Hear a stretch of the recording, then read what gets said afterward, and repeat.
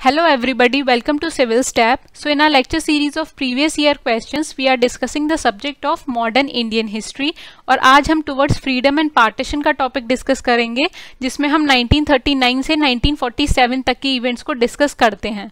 तो इस topic के हमने 3 parts को already cover कर लिया है और आज हम इसका last part that is part 4 को शुरू करने जा रहे हैं। और अगर इन क्वेश्चंस को आप क्विज फॉर्मेट में सॉल्व करना चाहते हैं तो go to www.civilstep.com. Now let's start with this video. This question came in the prelims of 2005 और इस क्वेश्चन में हमारे पास 2 स्टेटमेंट्स गिवन है और हमें बताना है कि इनमें से कौन से स्टेटमेंट्स आर करेक्ट। तो पहला स्टेटमेंट है Lord Mountbatten was the viceroy when the Shimla conference took place. तो शिमला कॉन्फ्रेंस के बारे में हमने ऑलरेडी पढ़ रखा है और उसमें हमने देखा कि वेवेल प्लान के जितने भी प्रोविजंस थे उनके बारे में डिस्कस करने के लिए इस कॉन्फ्रेंस को बुलाया गया था। तो उस टाइम पर जो वाइसरॉय थे वो थे लॉर्ड वेवेल। तो इसलिए जो स्टेटमेंट है ये इनकरेक्ट है because Lord Mountbatten was not the viceroy at that time. तो अगर हमें पता चल गया कि फर्स्ट स्टेटमेंट हमारा जो इनकरेक्ट है तो उससे हमने 2 ऑप्शंस को तो एलिमिनेट कर ही लिया, जैसे फर्स्ट ए आंसर नहीं हो सकता हमारा और सी भी हमारा आंसर नहीं हो सकता। Now we are remain with 2 options, 2 only और neither 1 not 2। Now let's read the second statement. Indian Navy revolt 1946 took place when the Indian sailors in the Royal Indian Navy at Bombay and Karachi rose against the government. तो अभी तक हमने Indian Navy revolt के बारे में नहीं पढ़ा है। So now let's see what is the answer. Answer is option B, that is 2 only. So जो second statement है हमारे पास that is correct. And now we will read more about Indian Navy revolt. So February 18, 1946 को कुछ non commission officers जो थे और sellers उनका जिनको रेटिंग्स के नाम से जाना जाता था। तो अगर ये क्वेश्चन पूछा जाता है आपसे कि रेटिंग्स क्या थी तो it was a section of non commissioned officers and sellers जो कि रॉयल इंडियन नेवी में सर्च कर रहे थे। तो इन सब जो रेटिंग्स थे उन्होंने क्या है ब्रिटिशर ऑफिसर्स के अगेंस्ट म्यूटिनी कर दी। और क्यों म्यूटिनी स्टार्ट की उन्होंने? To protest against the hardships regarding pay, food and racial discrimination. तो जो इंडियन ऑफिसर्स और सेलर्स थे उनके अगेंस्ट पे में भी, फूड में भी और रेशियल डिस्क्रिमिनेशन भी किया जा रहा था उसके अगेंस्ट। तो उसी को प्रोटेस्ट करने के लिए उन्होंने रॉयल इंडियन नेवी में म्यूटिनी कर दी अगेंस्ट द ब्रिटिश ऑफिसर्स। और उसी रात को यानी फरवरी 18, 1946 को ही एक नेवल सेंट्रल स्ट्राइक कमेटी बनाई गई जो कि रेटिंग्स ने मिलकर बनाई थी। और इस कमेटी के प्रेसिडेंट थे सिग्नल मैन MS खान। तो ये आपको ध्यान रखना है, MS खान। और वाइस प्रेसिडेंट थे मदन सिंह। तो MS Khan and Madan Singh were president and vice president. तो ऐसे क्वेश्चन में आपसे पूछा जा सकता है कि MS Khan is related to Indian navy revolt और नॉट। तो उस तरीके से आपको इस फैक्ट को ध्यान में रखना है। और फिर जितनी भी स्ट्राइक और हड़ताल थी वो बॉम्बे से लेके कैलकाटा तक, मद्रास और इवन कराची तक फैल गई। तो आप देख सकते हैं कि जो इंडियन नेवी रिवोल्ट है इसका जो स्प्रेड हुआ था वो ऑलमोस्ट पूरी कंट्री में हो गया था, मतलब जो मेजर पोर्ट्स हैं बॉम्बे, कैलकाटा, मद्रास और कराची तक। और इस रिवोल्ट के अंडर जितने भी म्यूटिनियर्स थे जिन्होंने म्यूटिनी की थी उन्होंने 3 फ्लैग्स को जोड़कर होइस्ट किया। तो उसमें से 3 फ्लैग्स में कौन कौन से थे? एक था कांग्रेस का, दूसरा था मुस्लिम लीग का और तीसरा था कम्युनिस्ट पार्टी ऑफ इंडिया का फ्लैग। तो ये सेंटेंस जो है वो ये सिग्निफाई करता है कि जो इंडियन नेवी रिवोल्ट थी वो किसी एक कम्युनिटी से जुड़ी हुई नहीं थी। ये कांग्रेस को भी सपोर्ट करते थे, मुस्लिम लीग को भी और कम्युनिस्ट पार्टी को भी, यानी हर रिलीजन के लोग इसमें इन्वॉल्व थे। और उन सभी को ही सिग्निफाई करने के लिए, उन सभी पार्टीज को सिंबलाइज करने के लिए अगेंस्ट द ब्रिटिशर्स इन तीनों फ्लैग्स को एक साथ जोड़कर होइस्ट किया गया। लेकिन ये म्यूटिनी एंड कब हुई? By the intervention of Sardar Patel. तो जो सरदार पटेल थे उन्होंने मीटिंग की MS खान के साथ जो कि प्रेसिडेंट थे इस कमेटी के, और उस मीटिंग के बाद ही इस स्ट्राइक को एंड किया गया। और सेम स्टेटमेंट जिन्ना के साथ भी, जिन्ना ने भी दिया कि ये जो स्ट्राइक है ये एंड होनी चाहिए। लेकिन ये म्यूटिनी है, इसकी इंपॉर्टेंस क्या थी कि they made an impression on the British that it would be better to leave the country. तो ये जो इंडियन नेवी रिवोल्ट है यानी जो नेवी थी जो कि एक आर्म्ड फोर्सेस का पार्ट होता है, उसने भी ब्रिटिशर्स के अगेंस्ट म्यूटिनी कर दी थी to symbolise that Britishers should now leave the country. और इसी का एक ये भी इंप्रेशन हुआ कि February 19 सेकेंड डे जो था म्यूटनी का, उसी दिन कैबिनेट मिशन को इंडिया भेज दिया गया, जिसमें कि इंडिया को पावर कैसे ट्रांसफर करनी है उसके बारे में नेगोशिएशन किया गया।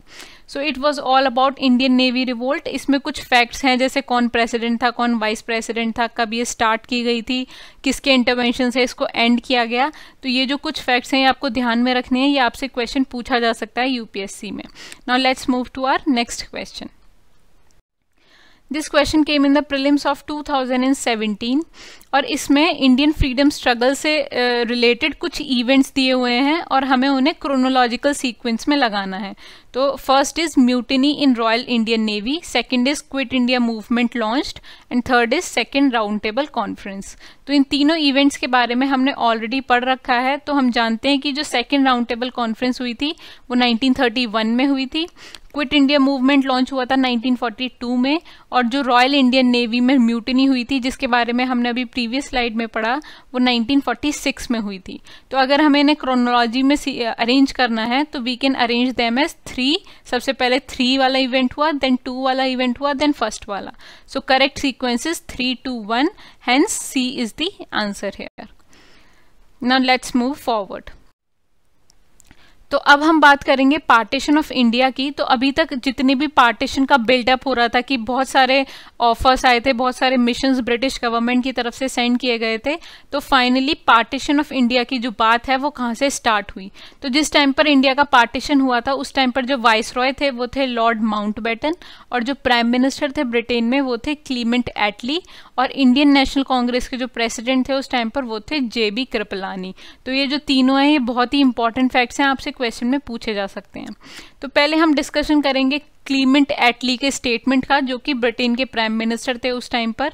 तो उन्होंने स्टेटमेंट दिया कि जून 30, 1948 को उन्होंने एज अ डेडलाइन डिसाइड किया to transfer of power to Indians, even if the Indian politicians had not agreed by that time on the constitution। तो उन्होंने डिसाइड किया कि 30 जून 1948 को पावर जो है ब्रिटेन से वो इंडिया में ट्रांसफर कर दी जाएगी, जबकि इंडियन पॉलिटिशियंस चाहे वो तैयार हों कॉन्स्टिट्यूशन के साथ चाहे नहीं हों।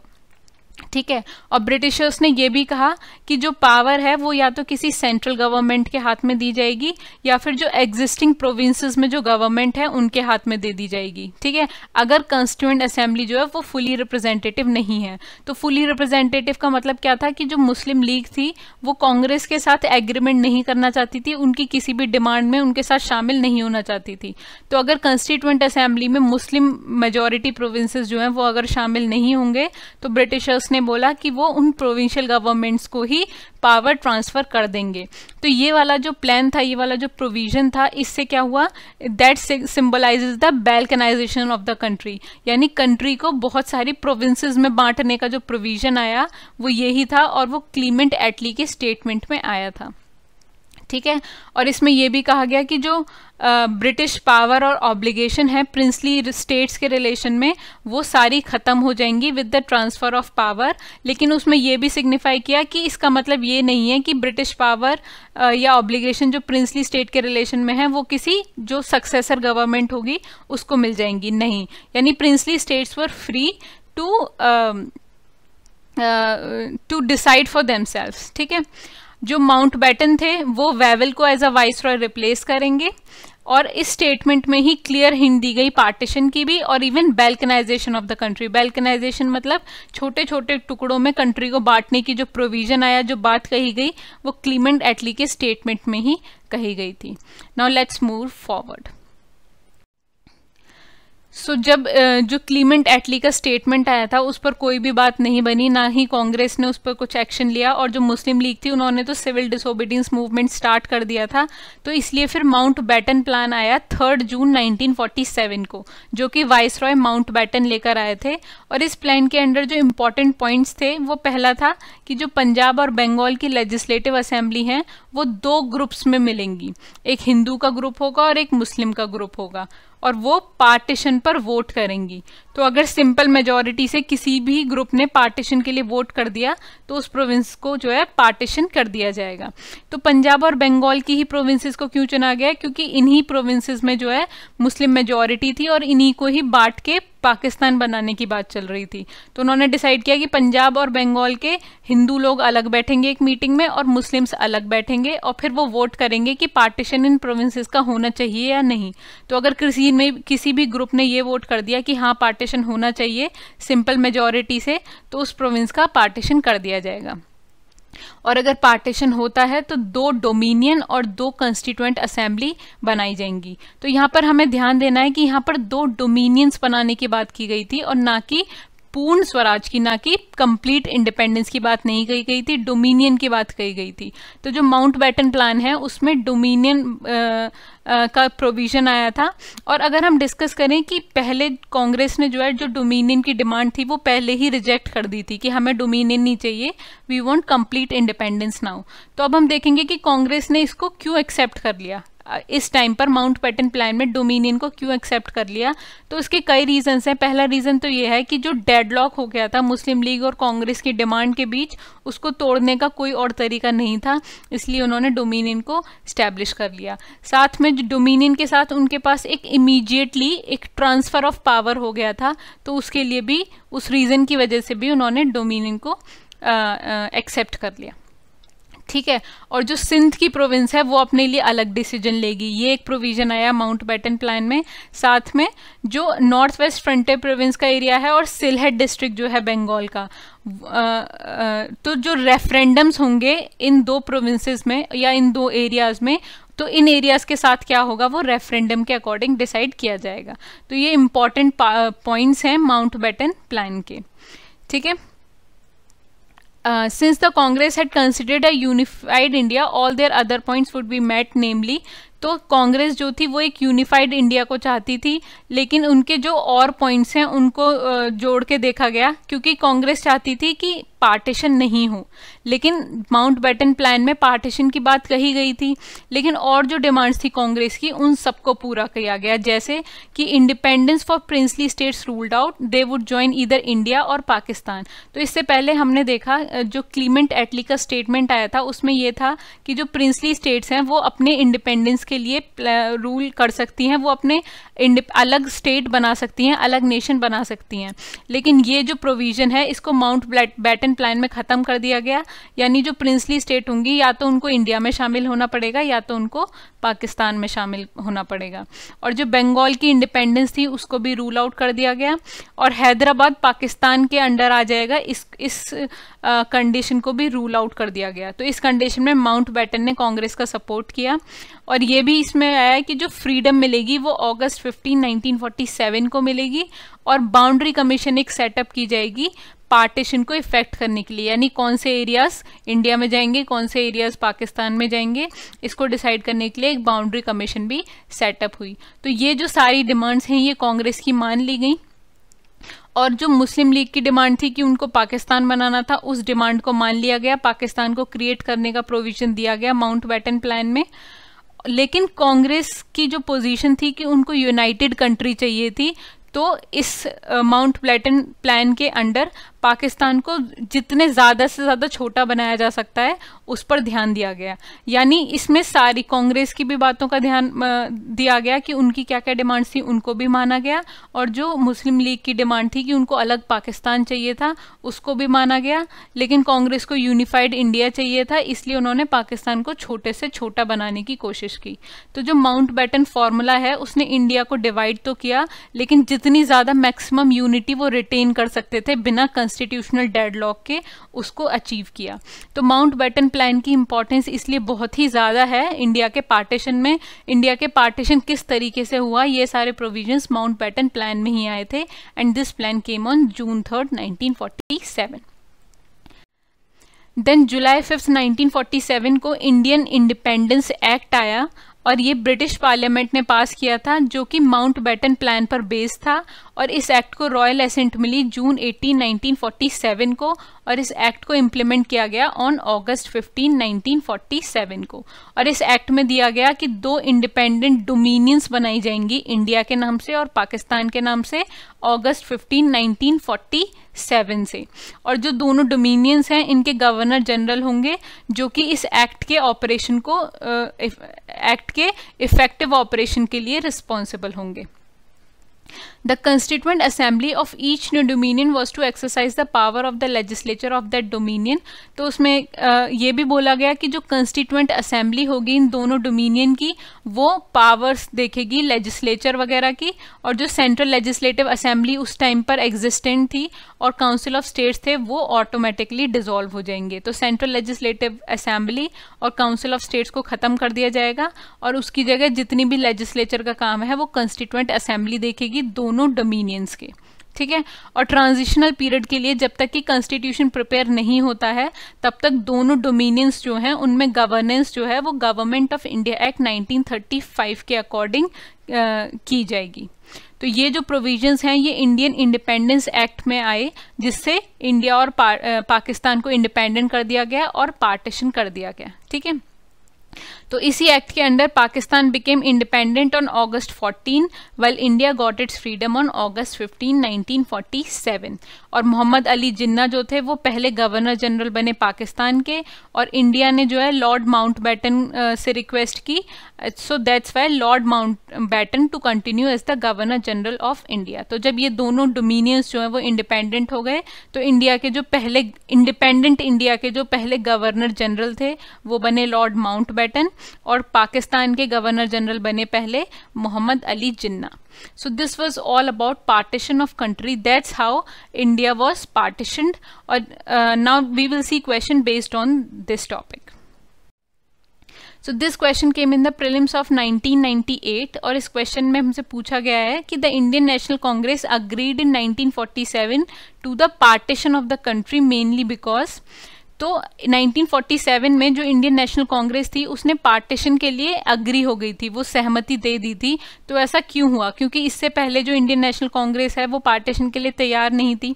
तो उसका जो वो तैयार हो गई 1947 में अग्री हो गई, उसका रीज़न क्या था?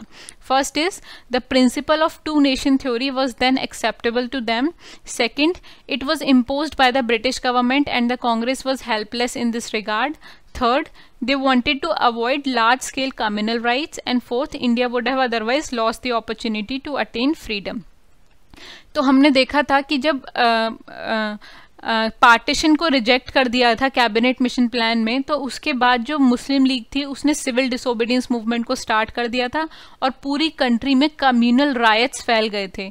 यानी मुस्लिम लीग जो है वो किसी भी प्रोविजन पर कांग्रेस के साथ एग्रीमेंट नहीं करना चाहती थी, और इसीलिए उन्होंने कम्युनल राइट्स पूरी कंट्री में बहुत ज़्यादा स्प्रेड हो गए।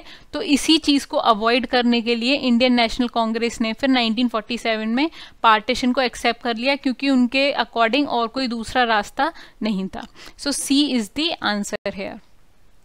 Now let's move to our next question.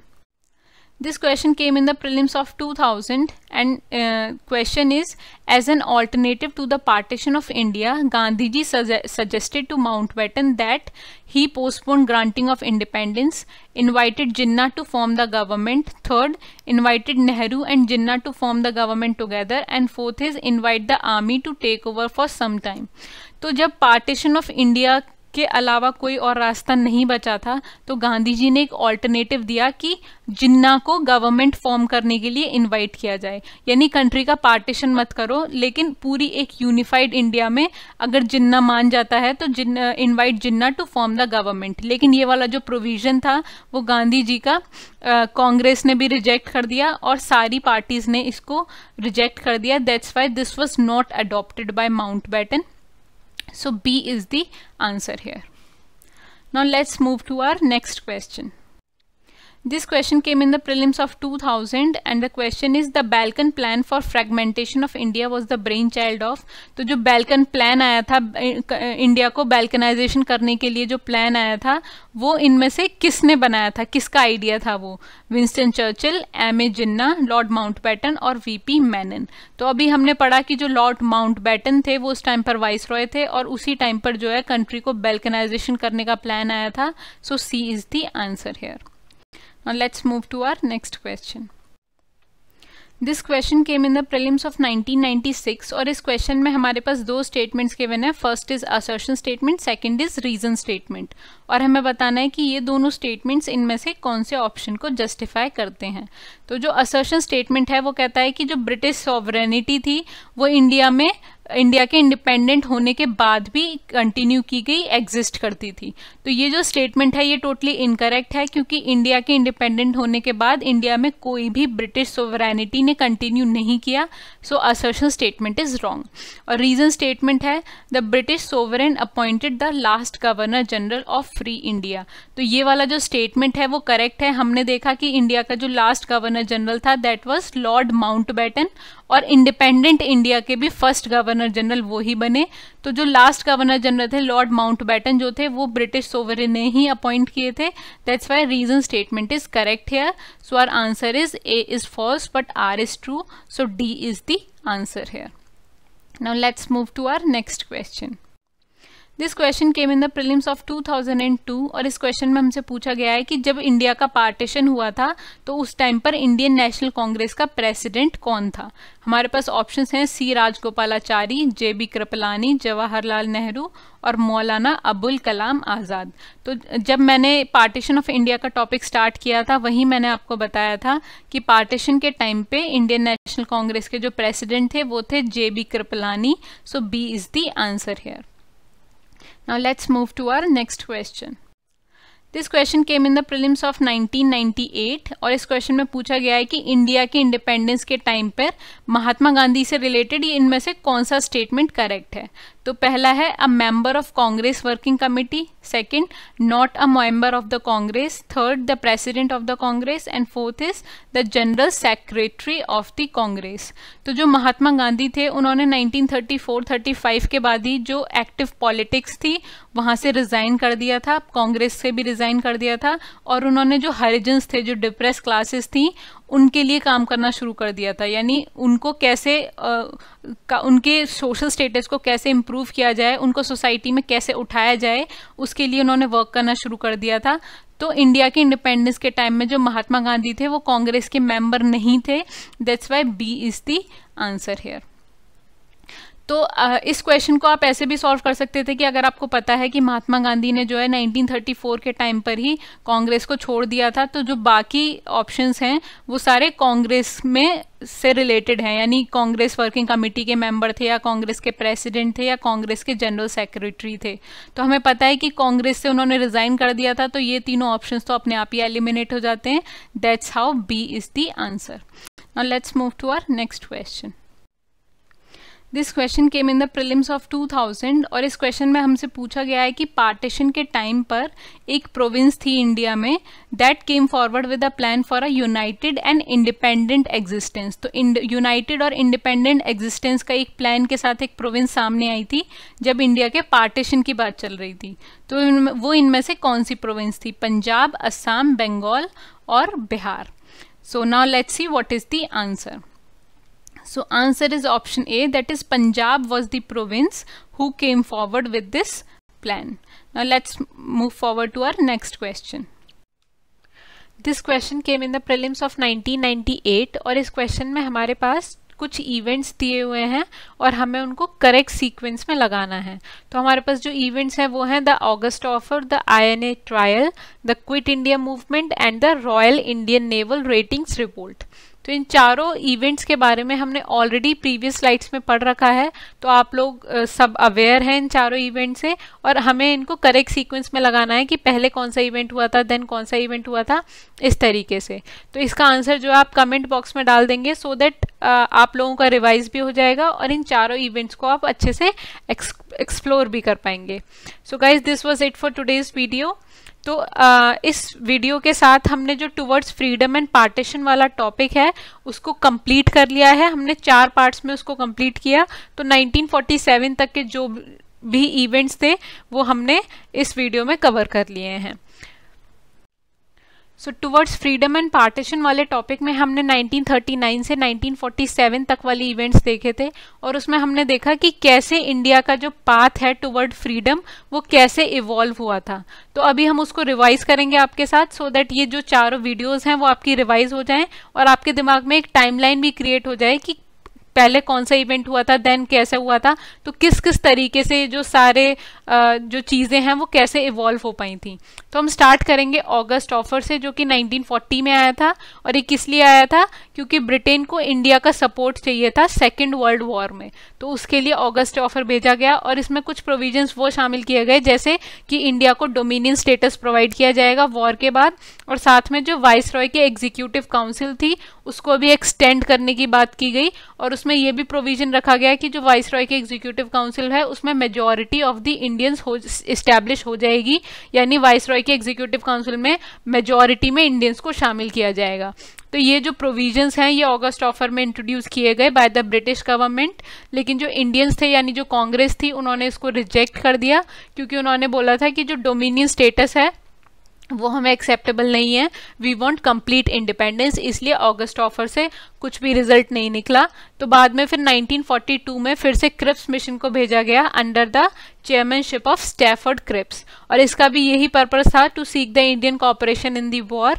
और इसमें जो प्रोविजंस थे वो थे कि इंडिया को डोमिनियन स्टेटस प्रोवाइड किया जाए, साथ में एक कॉन्स्टिट्यूएंट असेंबली बनाई जाए, वॉर के बाद कॉन्स्टिट्यूएंट असेंबली बनाई जाएगी टू मेक अ कॉन्स्टिट्यूशन। और इसमें प्रोविंसेस को राइट दिया गया कि वो अपना सेपरेट कॉन्स्टिट्यूशन बना सकती हैं, और अगर वो यूनियन में शामिल नहीं होना चाहें, जो इंडिया का यूनिफाइड यूनियन बनेगा, तो वो अपना एक अलग नेशन बना सकती हैं। तो ये जो राइट था वो प्रोविंसेस को दिया गया, और इसी प्रोविजन के ऊपर जो है कांग्रेस ने इसको ऑब्जेक्शन किया क्रिप्स मिशन को। तो उन्होंने कहा कि इस तरीके से तो बहुत सारे प्रोविंसेस क्रिएट हो जाएंगे, कोई एक यूनाइटेड इंडिया बन ही नहीं पाएगा। तो जो प्रोविंसेस हैं उनको सिसीशन का राइट नहीं मिलना चाहिए, इसको ऑब्जेक्शन किया उन्होंने कांग्रेस ने। और साथ ही डोमिनियन स्टेटस भी कांग्रेस को एक्सेप्टेबल नहीं था, इसीलिए जो क्रिप्स मिशन है वो इंडिया में फेल हो गया। और इसी के अगेंस्ट प्रोटेस्ट के लिए गांधी जी और कांग्रेस ने क्विट इंडिया मूवमेंट को लॉन्च किया इन अगस्त 1942। और इसमें ये डिक्लेयर किया गया कि ब्रिटिश रूल का हम इमीडिएट एंड डिक्लेयर करते हैं। और इसी मूवमेंट के अंडर गांधी जी ने बहुत ही इंपॉर्टेंट स्लोगन दिया था, दैट वाज डू और डाई। और साथ में गांधी जी ने फास्ट भी रखा था to protest against the British violence in the movement. और इस टाइम पर एक ये भी था कि जो कांग्रेस थी और जो मुस्लिम लीग थी उन दोनों के बीच एक कॉन्स्टिट्यूशनल डेडलॉक हो गया था, यानी मुस्लिम लीग की डिमांड थी कि वो एक अलग नेशन बनाएंगे, और कांग्रेस जो चाहती थी वो एक यूनिफाइड इंडिया चाहती थी।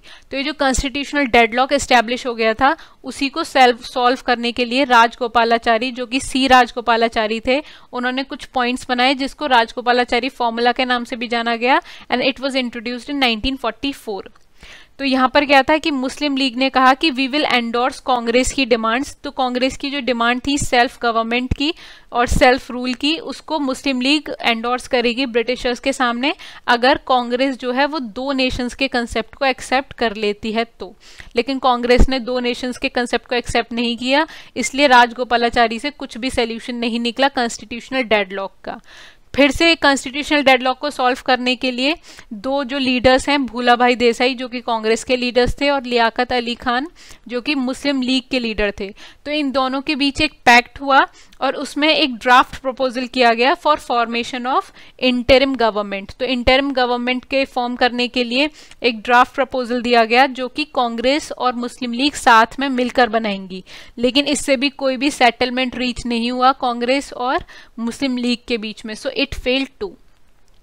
देन फिर वेवल प्लान आया जो कि लॉर्ड वेवल ने इंट्रोड्यूस किया था, जो कि वाइसरॉय थे इंडिया में उस टाइम पर, और ये 1945 में आया था।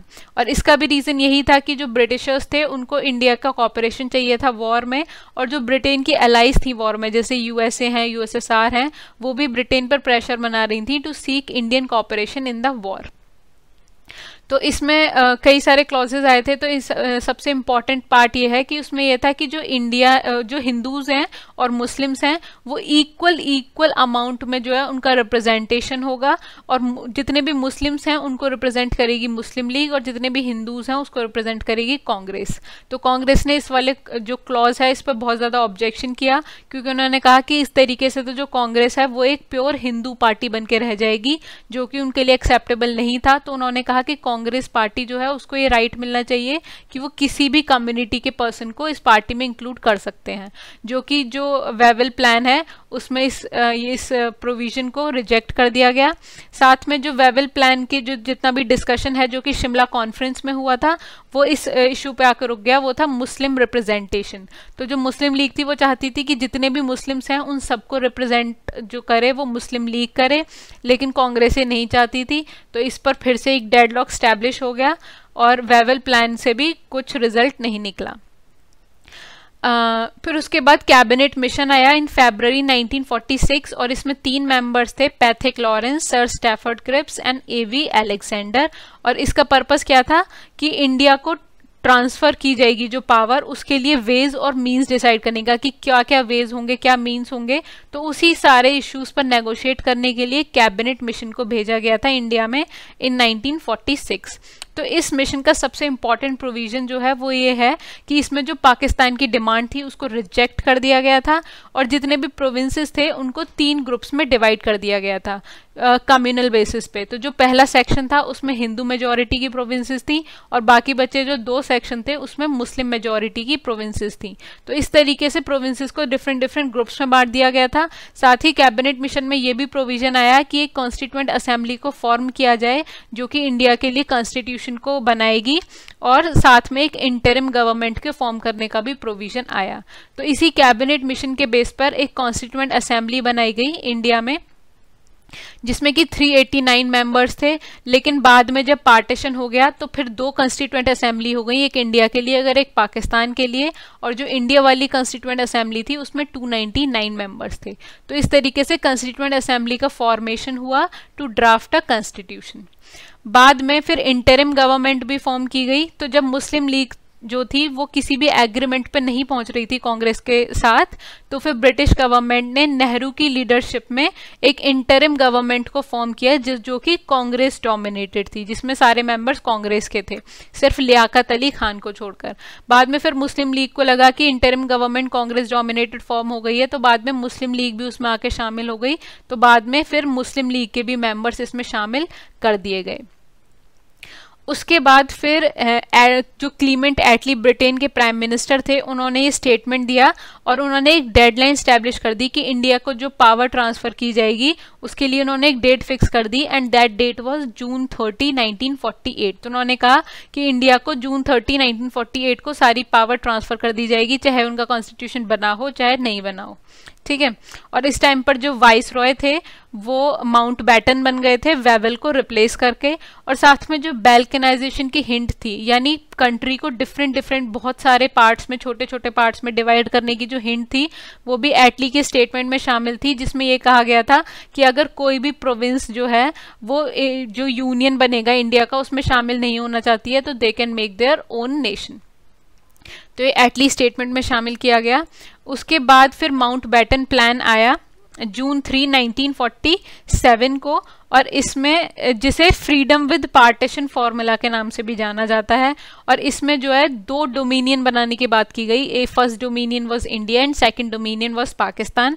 तो यानी जो इंडिया का पार्टीशन था उसका प्रोविजन माउंट बैटन प्लान के अंडर आया, और इसमें 2 कॉन्स्टिट्यूएंट असेंबली भी बनाने की बात की गई थी to make the constitution for 2 nations. ठीक है। उसके बाद जो कांग्रेस थी उसने डोमिनियन स्टेटस को एक्सेप्ट कर लिया, जो कि माउंट बैटन प्लान में इंट्रोड्यूस की गई थी। उसके बहुत सारे रीजंस थे कि एक तो जो मुस्लिम लीग थी उसकी वजह से पूरी कंट्री में कम्युनल राइट्स बहुत ज़्यादा स्प्रेड हो गए थे, तो कम्युनल राइट्स को अवॉइड करने के लिए कांग्रेस ने जो है डोमिनियन स्टेटस को एक्सेप्ट कर लिया। और बाद में फिर एक इंडियन इंडिपेंडेंस एक्ट आया जो कि अगस्त 15, 1947 को इम्प्लीमेंट किया गया, और ये जो एक्ट था Indian independence act that was based on Mountbatten plan, यानी माउंटबैटन प्लान में जो भी प्रोविजंस थे उसी के बेस पे इस एक्ट को लाया गया और इस एक्ट के अंडर दो कंट्रीज बनाई गई, first was India and second was Pakistan, जो कि दो डोमिनियंस थे। और जो पाकिस्तान था उसके फर्स्ट गवर्नर जनरल बने मोहम्मद अली जिन्ना और जो इंडिया थी उसके फर्स्ट गवर्नर जनरल बने लॉर्ड माउंटबैटन। तो इस तरीके से जो है इंडिया जो है उसको फ्रीडम मिली और India was divided into two parts, one was India and second was Pakistan. So this was all about this topic. तो यहाँ पर हमारा जो फ्रीडम मूवमेंट है वो ख़त्म होता है। हमने जो स्टार्ट किया था 1857 की रिवोल्ट से, that ends here. So thank you guys, this was it for today's video. और for more daily updates you can subscribe to our Telegram channel, और अगर आपको कोई क्वेरी है तो you can mail us at hello@civilstep.com। तो इसके आगे के जो भी इवेंट्स हैं वो हम आने वाली वीडियोस में डिस्कस करेंगे। Till then, good luck for your studies, bye bye.